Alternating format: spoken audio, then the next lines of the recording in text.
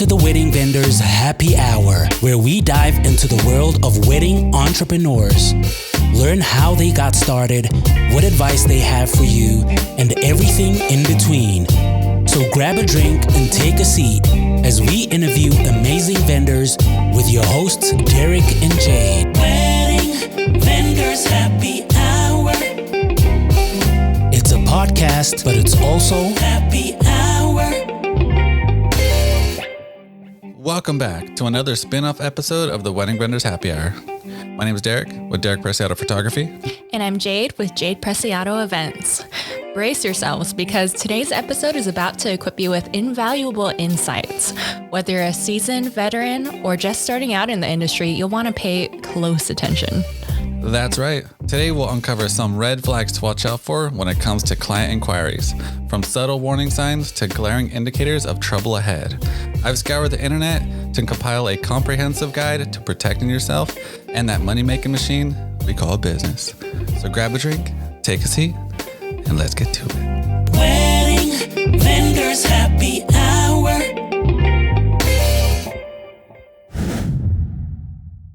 All right.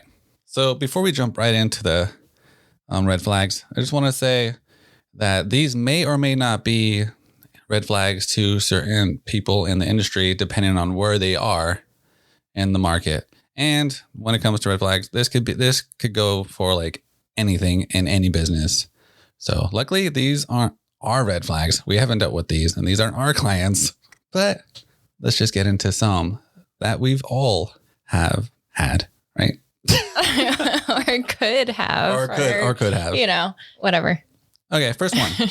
The first one, I think we've all had something like this. I think this is more towards planners, and it goes like this. My mom wants to talk with you. Since she's paying. Okay. Red flag, right? Or no? Well, I mean, it's fine to talk to the mom. Like I always want to be on the mom's good side. I usually don't get to meet them until rehearsal day. So when it comes to like involving the mothers, like in planning, like what this question tells me is that mom probably wants to be involved in the planning.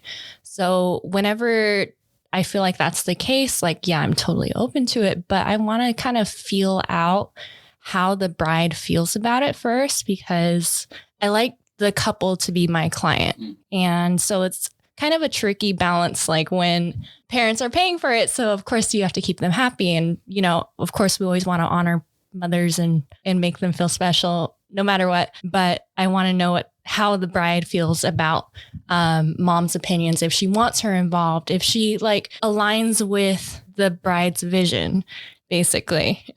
So when it's like the bride, her mom might be paying for it, but she's like, oh, but she wants me to do this. And like, I don't know how to like make her happy with still getting what I want. Mm-hmm. You know, it's just helpful to ask questions, I guess, and to know how the bride feels about it so you can help her navigate the process. Yeah. So another question to the mom paying situation. I think this could also not be a red flag depending on the market you're in. So say you're in the lower market and they're like, oh, my mom's paying for this. And you're just kind of like, cool, whatever. Right. But then the higher market, I hear a lot of the parents pay for their weddings too. A lot of times parents pay. I mean, it's a lot of money. Yeah. So do you think the red flag in that the mom paying situation, parents paying, affects us because we don't really get that relationship commitment with the couple because they're not investing their money into it? So they're not kind of just like, okay, this vendor is the work and my mom's paying for it. So it is what it is.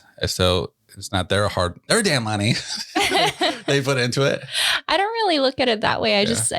I'm just reading into it as far as like what to expect for future contacts and all of that, and just like wanting to be clear from the start. So we all know the expectations, like how involved does mom want to be? How involved does the bride want her mom to be?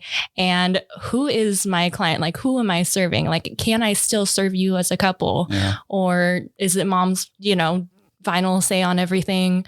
Or does mom, does she want me to just work with bride and groom? Like, I mean, most of the time, like parents are paying or someone else outside of the bride and groom. But It's just if they're asking this question, then you know that mom probably wants to be involved. So that's why you should ask more questions in that case. Yeah, so you know what to expect. If they bring it up right away saying that, oh, my mom's paying for this. Have you had clients say that to you? I've not like exact to that, but I've had clients where they want, like, you know, mom is just on the initial consultation call because they're best friends. And I love that. I love when, you know, especially like the mom is paying for it and the bride, you know, wants her mom's opinion and everything. If we can involve both of them, then it's amazing and less back and forth. Everyone's on the same page. So I've had a lot of that. I love working with mothers, you know, especially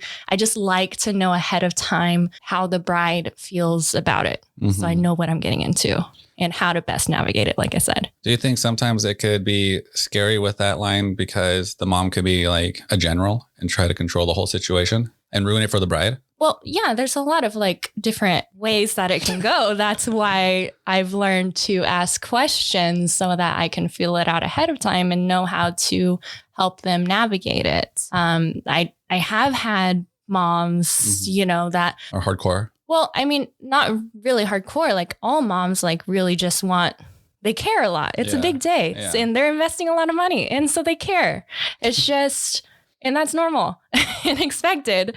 It's just, I have had, you know, a client in particular that I'm thinking of who hired me and warned me from the start that, both sets of parents are paying and they both have wildly different tastes. They both have strong opinions and they both want to be involved. And this is how I feel about it. And I'm hoping to find a planner that can help me figure this all out and find exactly. A middle person, someone that basically knows like when to step in, when to step out and, you know, find the best solution and best decision that makes everyone happy. Yeah, I feel like the pain stuff, that kind of question goes more towards planners. I've never encountered a couple telling me that, saying, hey, my mom's paying for this. Or my parents or our parents. But maybe other photographers have. I haven't. So out of that, what would you think the red flag is? Like I said a few times, it just tells me to ask more questions. So I just, like I said earlier, if I hear that question, that's telling me that mom's going to be an important part of the planning process, like involved. And I just want to know like how the bride feels about it, how to navigate it moving forward and what to expect. So we're all on the same page and we're all, you know what to expect. So the solution for that question is just ask questions and then just be excited that the parents do want to be involved. Oh yeah. That's I would believe that would be the nice, sweet answer to that thing. Yeah. You know, just put it in the oven. It's done.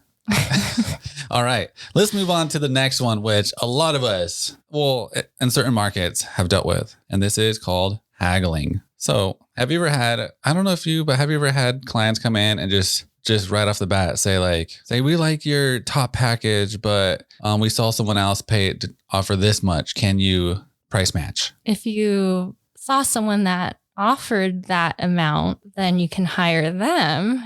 I mean, I think it's just important to be transparent. Like this is our starting rate and this is what it includes. And that to me is usually a filter. So no, I haven't, I mean, at least not I don't even remember any instances, asking a price match.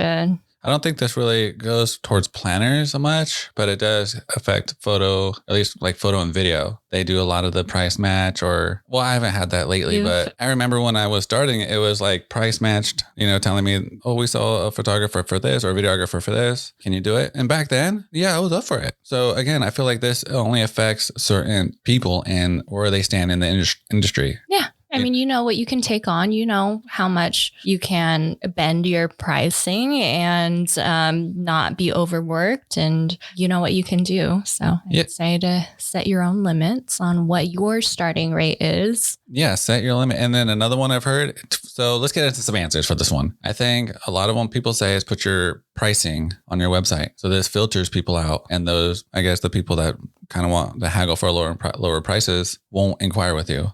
I don't put my pricing on my site, but I haven't been receiving those kind of clients anyways. So what about you? I do. I mean, it's not like... Oh, your pricing's on your site? I didn't know that. Starting rates. Oh, starting rates. And I don't put it like where it's like obvious in your face, but typically like when couples go to your sites or, you know, if someone's searching through a vendor, it's honestly nice for them when the pricing is on their site so that it saves them time too. You know, they know where their budget is, you know, they like your work, they're interested, and then they could know what to expect. And if they could see that starting rate and be like, okay, yeah, I mean, their work is worth it. I want to know more, and then go from there.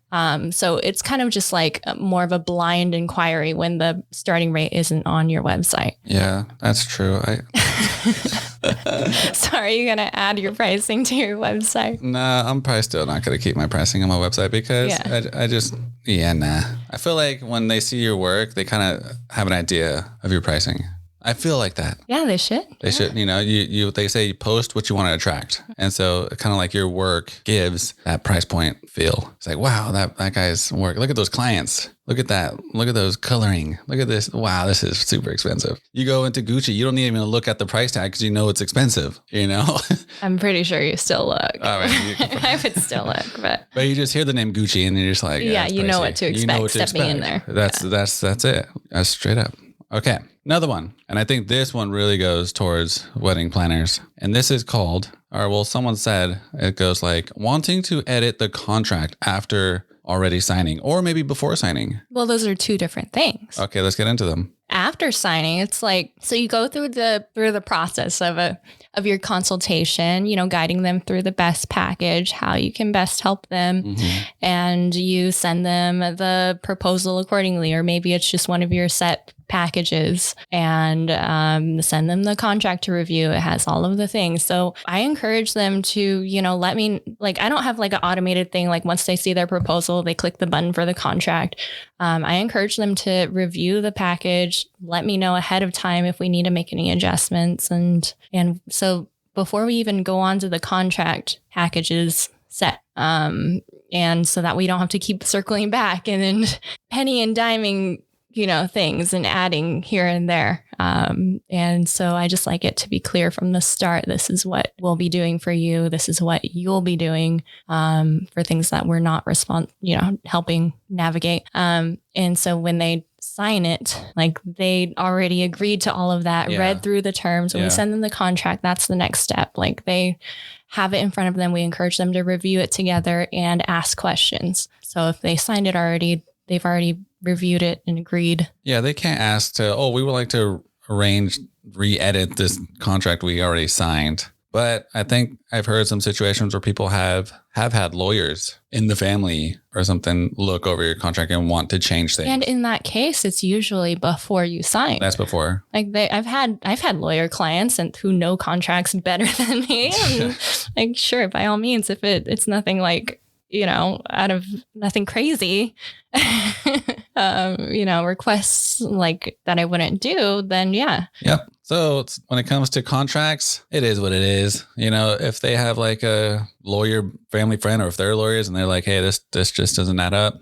But this could be, I mean, when you're not talking about like a planner perspective, like we adjust things for other categories all the time. Planners? For other categories like rental orders, floral lists, but those aren't like, you know, your contract terms. So I guess it's like just the contract specifically. Contract of booking you as the vendor, like your contract. Like the terms and conditions. The terms and conditions. Yeah, the terms and conditions they're trying to look over and change. I don't know if I've had that. I can't recall, but I've only had like the few here and there that would say like they don't want posting photos afterwards.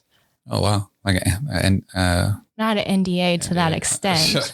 Or I've had a request like where they don't want like their children's, like they had a family and they didn't want their children's photos out on social media. Which is completely understandable. Yeah. And I respect their request and make note of it. but I can't think of any like contract adjustments. But yeah, like rental order quote adjustments, floral quote adjustments, even for the bar, like if we need to add a second bar location or tableside wine service later, like things like that, I think are more normal to change after the fact. Like once you know more about, what you need, it's best to, secure the service in that case. And as you get closer and figure it all out, then you can micro adjust to suit like the service needs. So the answers to that question is just talk with them, see what it is that they want to change, and just come to a solution, because it's going to be a giant headache if you're just like, no, we can't do this. And they're just going to be like, oh, well, okay, we're going to go get a different vendor then.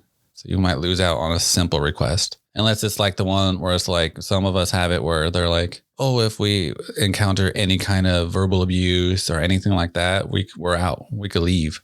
If they want that removed, then I could see how that's a red flag. Mm-hmm. Like, do you think your crowd is very rowdy and going to harass us on wedding day? Like, I've never I've gotten close to having to use that, but with that clause in there, that kind of protects us in that scenario. Yeah. We're able to navigate the situation to diffuse it before it gets to that. Boom. That's the answer. Navigate the situation before it just gets crazy. Oh yeah. I like that. Fix it. Just talk it out and then toss it in the bucket. We're done. All right. That's an easy one. Contracts. We all, they're just brutal. All right. Let's get into the next one. This one's for my photographer buddies. And then Jade, you could probably jump in on what you think about this. So, a client books you and they're like, oh yeah, but then they ask, oh, but can we get the raw and unedited images? To me, I've had a couple that wanted raw images, and I sent them. I gave it to them. I was like, hey, they paid for it, but I gave it to them. And I think it was fine. We as photographers, when we hear they want raw photos, you're pretty much getting like crap. There's probably like blurry things. There's stuff that's, crooked. So it wouldn't even be like cooled. Like you'll just send them everything you shot, and they'll handle cooling it. How you pronounce that? Cooling. Yeah. Cooling.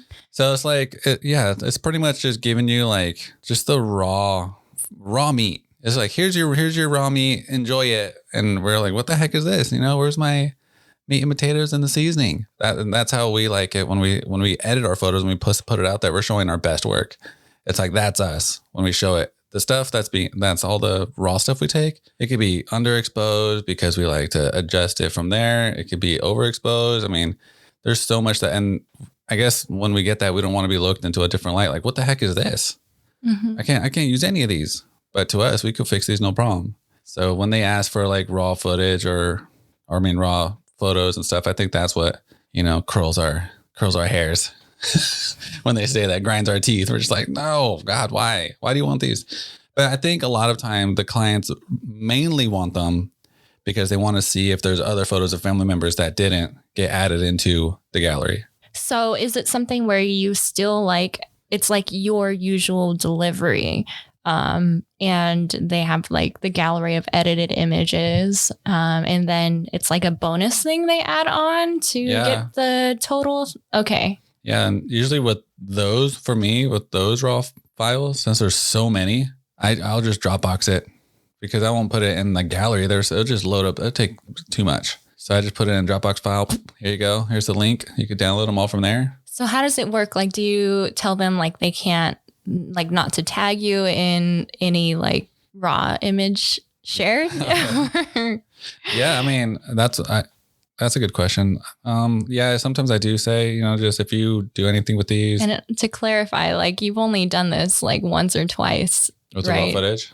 Photos? Well, photos. Yeah. I think I've done it once. Yeah. One time, and they haven't done anything with the photos. I think they just wanted them to have all the photos that they can. Just a peace of mind, I guess. I think it's a peace of mind for clients when they ask for that, Because I was picturing it's like a photographer client that requests this, and they just want to edit it to their style. No, that's a whole nother situation. Well, I think we might get into. But so to the clients that are listening to this, I completely understand if you guys want the raw files, and to our photographers, it might grind our little teeth because, you're not getting our best when we send you those files. So to the clients, just know that, that's what I think tickles our belly. It's just like, it's just that feeling. We're just giving you the unedited raw, photos, and it's not to our best when the final gallery is presented to you. Mm-hmm. But we understand that if you want them because it's a peace of mind and you feel like you might have not received certain photos in that gallery. So I think it goes both ways. So I understand why the client could want them. If the client wants them because they feel like they need that peace of mind, like, oh, I feel like we didn't get all of my grandma, or did you get other grandpas, or whatever. It's like, or there's other special moments I'm sure you guys have got we didn't receive. Okay, I can understand. You guys could get the gallery if you want it for that. But if it's like, oh, we want to do this and we want to post, we want to like edit these and all these, and I'm just, that's kind of messed up. Yeah. But a big part of your job, like the culling process, is to not leave anything important out. Yeah. But 90% of the time, 99% of the time, as far as photographers, we do call out all the nasty, like blurry or cricket or just random photos of just nothing. Mm-hmm.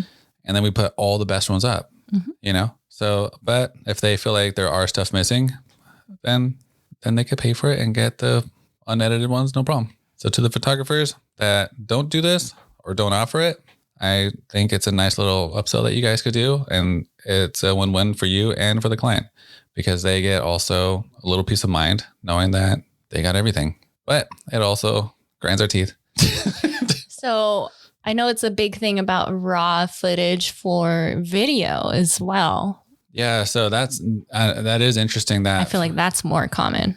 It is more common, which is, I kind of, it's a little ironic. It's funny that for video, it's kind of like, oh yeah, here's the raw footage. But for photo, it's kind of like, why? Yeah. Cause to me, like a huge thing of raw files for video, it's like, what do I do with this? Like, yeah, you can't do nothing. Usually they're like 10-second clips of just random things. B-roll things that you may or may not use. Yeah. So so video, for some reason video, that's harder for them to do anything with. Photo, it's way easier. Maybe that's the issue. Maybe that's what it is. It's photo, they do have they can change it and do whatever they want with it. With video, I mean, no, that's so hard. You're going to need some software, and you're going to color grade that, and you're going to need to trim that, and you're going to need to stabilize that if it's... Put a whole story together. You got to do it all, yeah. So I think that's my 2 cents on the raw files, is that if the client wants it, let them have it. They could pay for it, and they get that peace of mind, and you get a little, and the vendor, you get a little cash in your pocket. It's a win-win. Yeah. I mean, it's totally different one than I originally was picturing the question. Yeah. All right, guys, let's get into another one. And it goes like this. We want a copyright release on photos because my fiance will edit the photos himself. There it is. Okay. That's what I was picturing. Yeah. That's a big red flag to me. And that's a no, thank you. Bye. See you later. I ain't doing your wedding at all.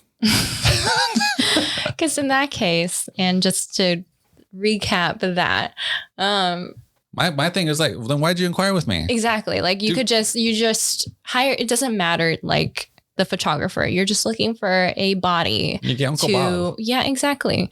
To take the photos for you. And I understand like that role on wedding day is huge. Like as far as like the photographers, posing and knowing how to take the right shot and stuff, like that's a big part of it too. But you could choose literally any professional photographer in an area. You're not looking at their style or final product because you're not wanting that. Oh, that's like, I think that's just a red flag and an insult. This is like basically saying, hey, we're hiring for your eye and your creativity. We like the way you pose. We like the way you capture things. We like the way you see light. We like the way you see the vision that you see throughout the day. So we want that, but we don't want your coloring. We don't want your, the work you do afterwards. That's messed up. If this was a photographer that was telling me that, I would say, no, sorry, I'm not doing this, but, you could ask your second shooter that may help you on weddings or whatever. I'm pretty sure they would do your wedding for you, Mm-hmm. So that's a red flag to me. What do you think out there, photographers? Is this a red flag too? What do you do in that situation? Do you guys say, nah, sorry, I can't, I'm not doing this? Or do we say, sure, I'll do this, but it's going to be double the price because you don't want me to do any of this and you just want to pretty much screw me over and have me capture this beautiful work that I always capture, but now you basically have it like white labeled. Yeah, that's basically what it is. That's basically what it is. I'm white labeling you to do this, and I'm going to put my touch on it, my company on it. Yeah, in that case, like if you're a photographer looking for someone to capture your wedding, I think that's more like use your connections and like who's shooting style, like you said, maybe your second shooter. Yeah, your second shooter. Someone that aligns with what you want. Yeah.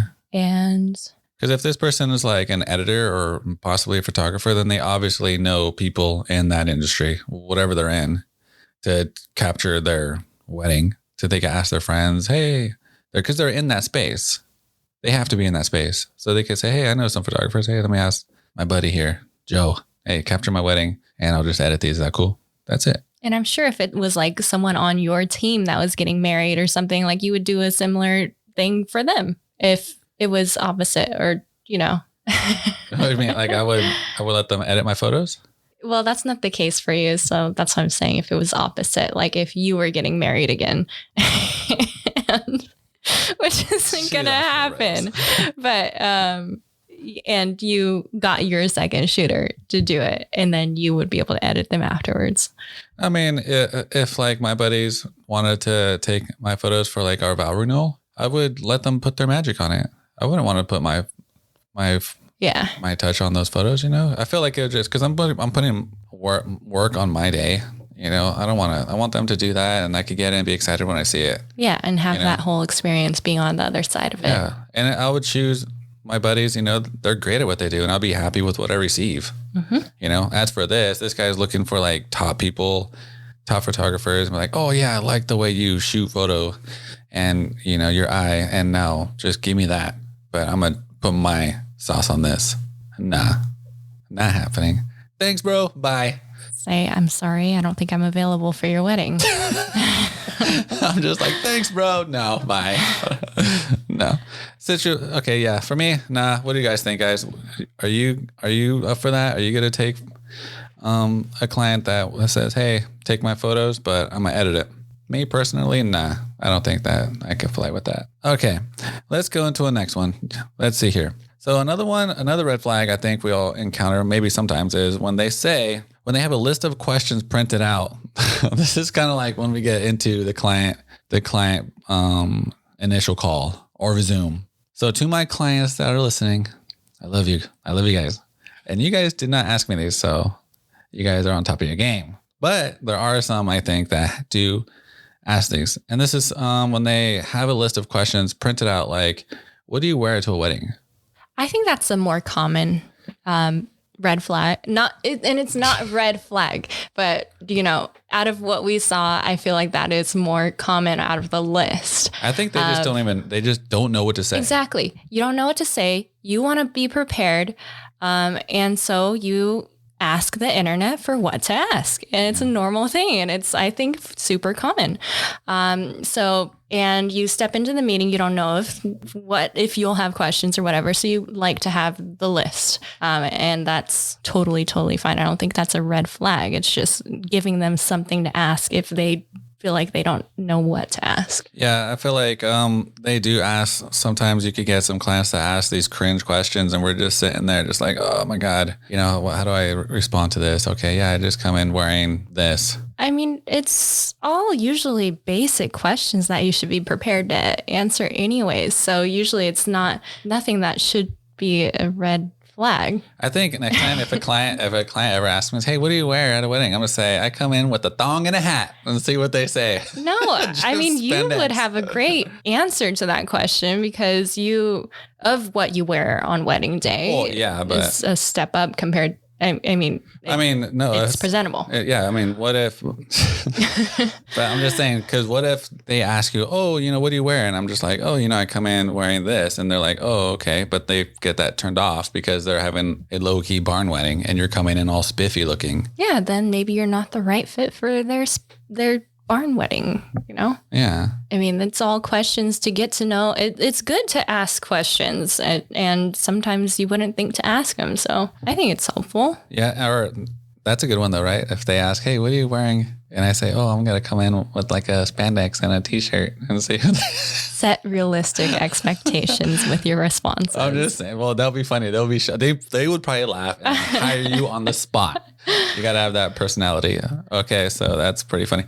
Let's see here. So, and yeah, another question when they ask for photographers, I feel like is when they say, what's your editing style? Mm-hmm. I find that a cringe question. To my clients, here's a piece of advice. The editing style is what you see on their website. If it's dark and moody, it's dark and moody. If it's light and airy, it's light and airy. I don't understand how you could answer that question in a more specific way from what your website's already showing. Yeah. So how would you approach that? Well, I mean, it's a good point. I do know it's a common question. It is a common question. And usually it's like you narrow in your search to photographers that look like what you're wanting.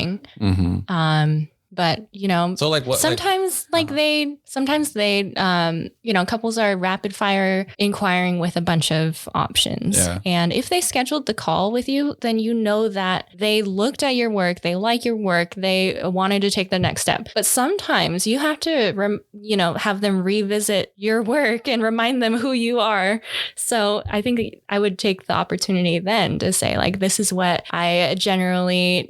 editing style, but I encourage you to take a look at the website because that's like the best way to get a sense of what you'll receive. Yeah, that's actually a good answer. I encourage you to have them pull up your website while you're on that call with them. Yeah. Say, hey, this is my style. This is how I do it. I encourage you to pull up your site. Can you pull it up right now while we're talking? And that way you have a visual in front of you. And, if you have questions, you can ask me. Yeah, do you, as planners, do you guys receive a question similar to that? Not editing, but like in your field? Like how do you, do they say, how do you approach when it comes to, well, I mean, there's always the basic questions. For me, I actually don't get a lot of questions because I go through, my typical like routine for my consultations. Like by the end of the call, they usually don't have a lot of questions, or they'll say something like, oh, you like answered all of the questions that I would have asked. I can't think of anything else. And then I'll say like, okay, that's so great. And then, tell them the next steps and go from there. But as far as like basic questions like that, like every once in a while, it'll be someone or something super unique. Like they really want a planner that's familiar with a certain culture of traditions or something like that.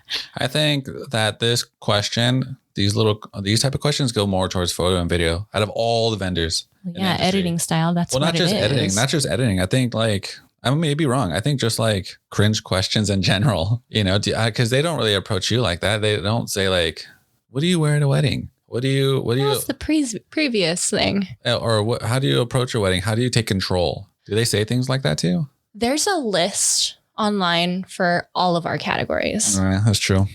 Okay. So you hear the ones applied towards you. A bartender will hear the ones applied towards them. I hear the ones replied towards me. It's like the go-to questions we might have already covered during the consultation.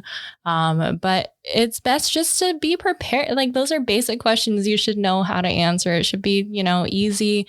And it's an opportunity for you to give them an insight into, your unique approach to it, whatever it is. Yeah, I agree. So when we get those questions, we just have to be happy that they inquired with you.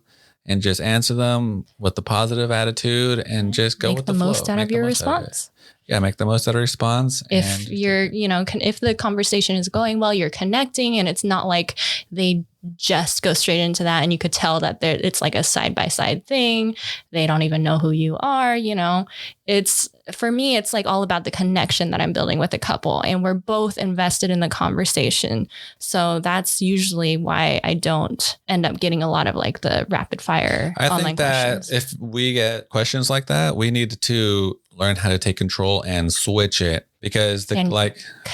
And you got to take control and get those questions out of your client's head because you're just going to be in the little list of all the vendors that they've said the same mundane questions to throughout, their whole planning. So if you could switch it out from, you take control, switch the conversation and just build that connection, you'll stand out far more than just going build down the the list. excitement for your service. Yeah. Like if you're coming towards the end and it's stale and it's just obviously not a good fit, then that's the whole reason for the consultation, is to get to know each other, to connect and see if you're a good fit, how you can best help them, and go from there. So I don't know.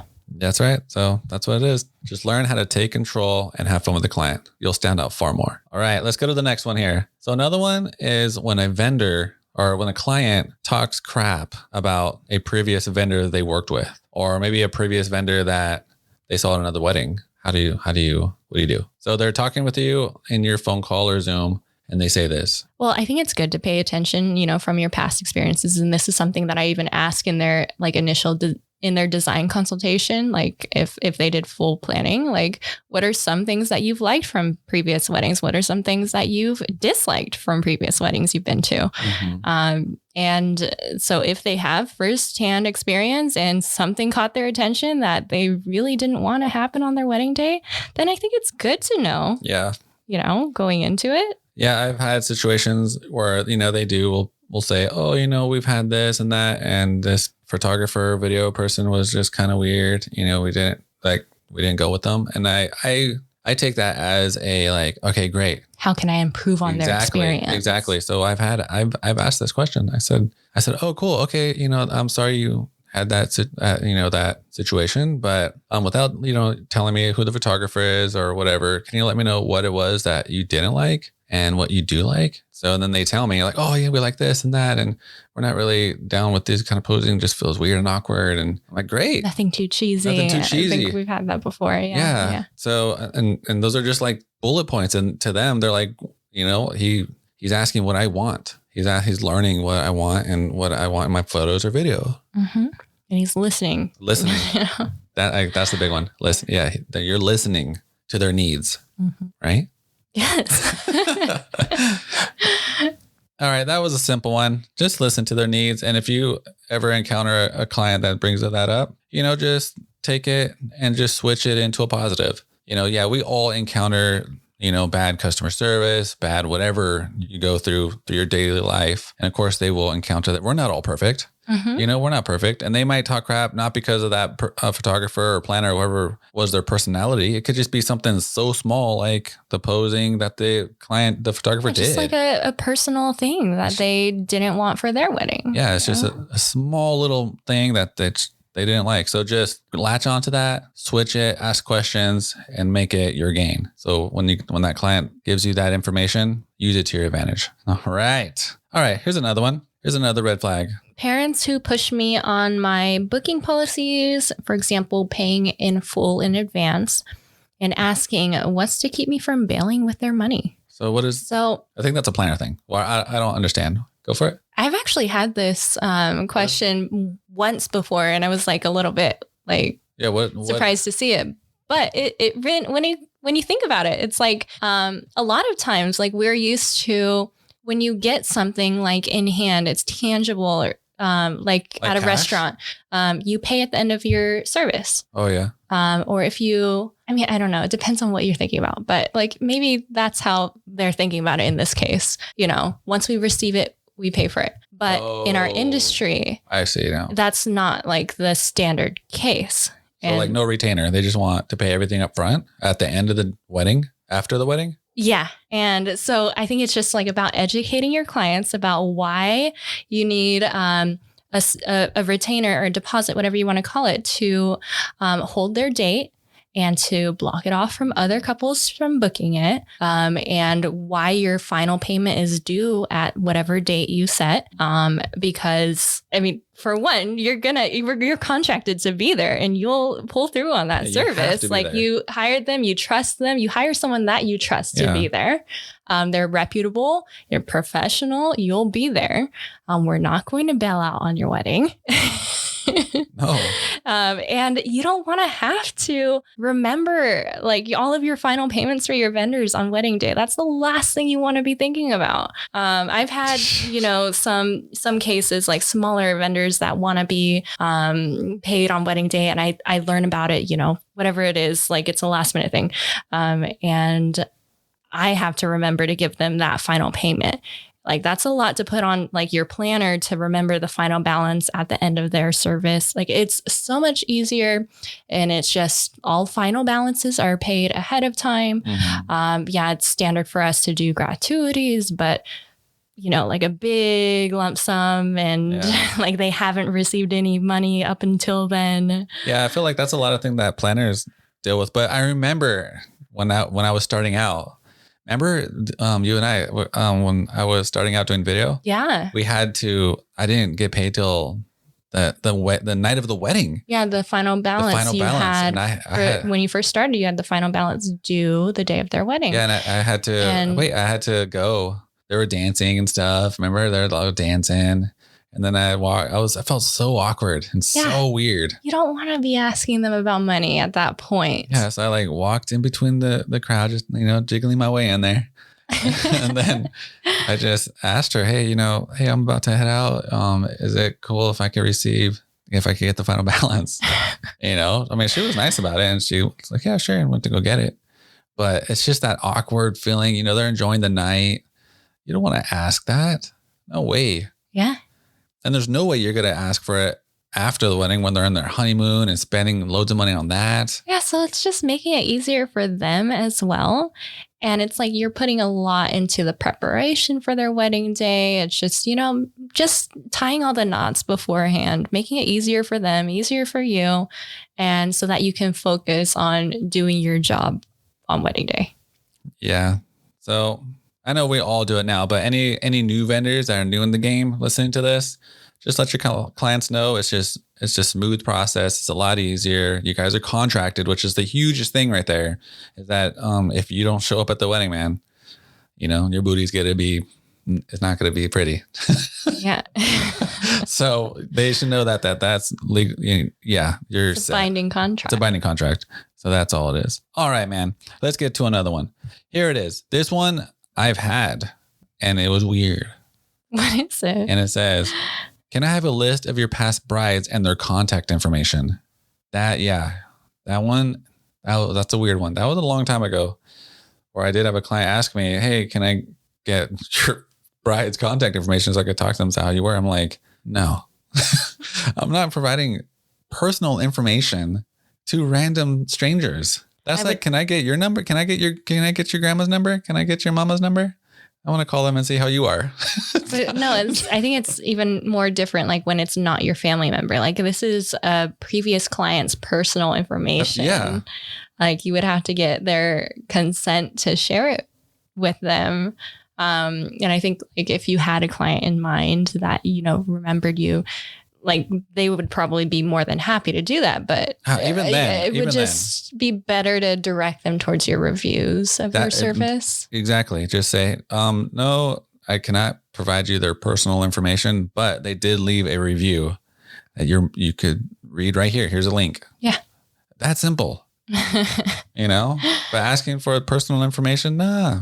Hey, let me get your mama's number. I want to call and see how you are. How are you on a regular day? That's how weird it sounds. Yeah. That's how weird it sounds. It's not right. Yeah, I haven't had that one. Clients that are listening, I'm pretty sure you guys already know that's just weird to ask. Hey, can I get a stranger's number? You're a past bride, so I could talk to them. That's weird. Nah. Check out the reviews. The reviews are there. We cannot put those there. They put them there. Good or bad, they're there. So those are the ones you want to read. All right, let's move away from this one because it'll go on for days. Oh my God. All right, here we go. I don't know about this one, but maybe you've dealt with it. I'm already 3 months pregnant, and I don't want our family to know I'm pregnant at our wedding in 4 months. What? So you would have the full-on 7-month pregnant belly. How would you hide that? Is that even a red flag, or is that just weird? I don't understand. Is that weird? I don't. What does that even mean? What does that even mean? I don't know. Well, you put it here. That one's gone. Bye-bye to that one. All right, let's get into our 2 final ones. And This is I think one we all deal with. They don't return calls or emails on time. Oh. For a client. So it's kind of like, so I guess you have them booked and they're just gone at that point. They're not communicating with you. They're not. And I've had some where they just don't respond to an email or a questionnaire or something you're sending. It does get a little frustrating because you're just like, do they not care?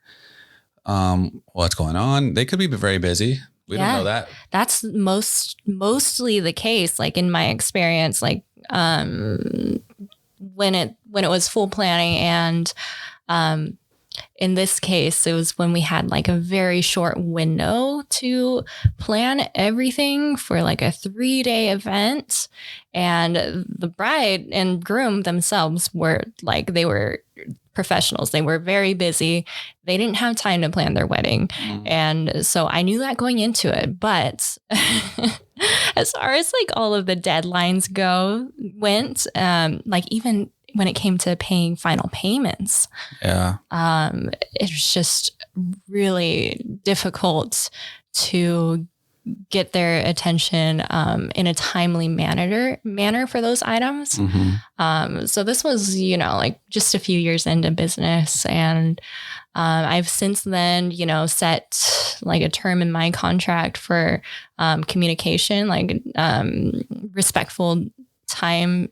I would have to read it. Like I haven't read it in forever since this wedding. I think that to easily fix this one, it's just people were creatures of habit. So if you could just like get them used to you emailing them and just get excited check-ins and let them know ahead of time, hey, I'm going to be sending you this questionnaire in like a couple weeks. You keep an eye out for it. It's really going to help when it comes to your photo list and the small little details that I look out for that aren't answered on the timeline, Yes. So they'll be like, okay, great. We need this because we have to let him know or else he's going to miss it. Or there's special moments that aren't on the timeline that you guys are doing. Those things we ask for. So, or if you don't make your final payments on time, it's not guaranteed to be there come wedding day. Yeah. So to our amazing clients, just answer those quick emails or get that question, especially the questionnaires. If they have those are very important to the vendors. Big time. They need those big time. All right, let's go to the next one. Last and final one is very simple, and it goes something like this. You're the last vendor they're hiring. How do you feel? Is that a red flag? Or is that, do they look at you as like, you're the last one, whatever it is? I feel like this could go towards video. I mean, someone's got to be last. Well, okay, does it affect the ego of the vendor? So videographer, maybe a planner. Are they going to tell you that you're their last vendor they're booking? I mean, I guess they usually won't.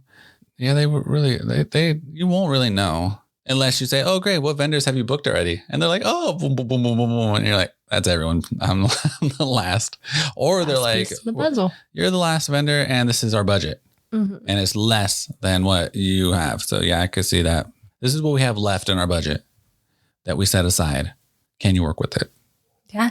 I mean, when it comes to like, a last minute booking or something, it really comes down to your availability and if they are happy with your starting rates or whatever, if it's a good fit. Like it's really, I'd approach it as the same as anyone else. Like if we happen to be available, great, let's connect.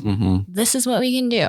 Yeah. So when it comes to the vendor thing, last, first, middle, I don't care. If they're booking you for the wedding and they pay your pricing, shoot. I'm happy. Yeah. It's a win-win for me and it's a win-win for them because they book the best. We've covered some essential ground today, highlighting some crucial red flags that could save you from headaches down the road. Absolutely. And recognizing these warning signs can totally change your experience when dealing with client inquiries. You got that right. Thanks for tuning in to another episode of the Wedding Vendors Happy Hour. Till next time, follow us to hear from some more amazing wedding professionals and some more spin-off episodes. Whether you're tuning into our podcast or watching on YouTube, stay inspired and keep those wedding dreams alive. We'll catch you on Season 2, Episode 9. Thank you for listening to the Wedding Vendors Happy Hour.